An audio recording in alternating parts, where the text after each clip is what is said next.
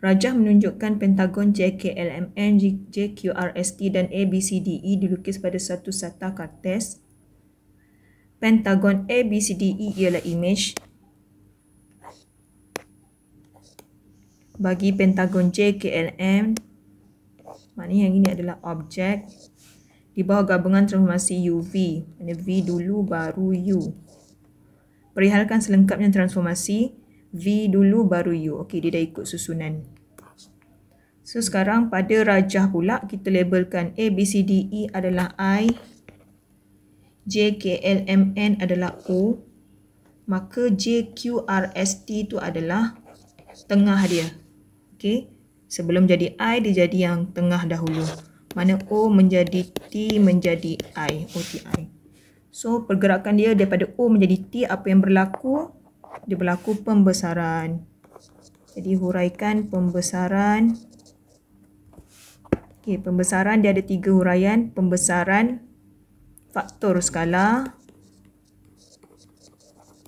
Okey, nak tahu faktor skala adalah panjang imej per panjang objek.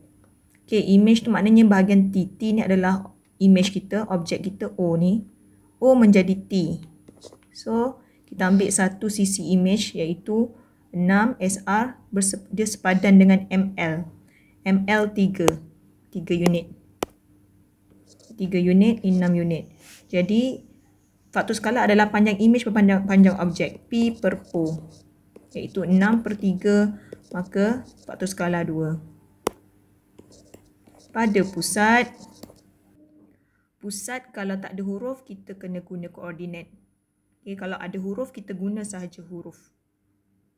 Okay, macam kita nak tahu pusat pembesaran adalah bucu ke bucu. Bucu yang sepadan, iaitu bucu K dengan bucu Q. Imej objek pada K, imejnya adalah pada Q.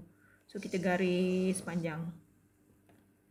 Okey, lagi satu, kita ambil lagi satu bucu N sepadannya dengan bucu T.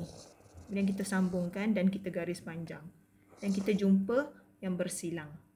Kadang-kadang tak payah garis pun kita dah boleh nampak dah dia terkena pada huruf J. So itu adalah pusat.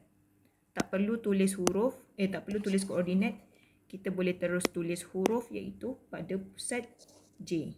Siap.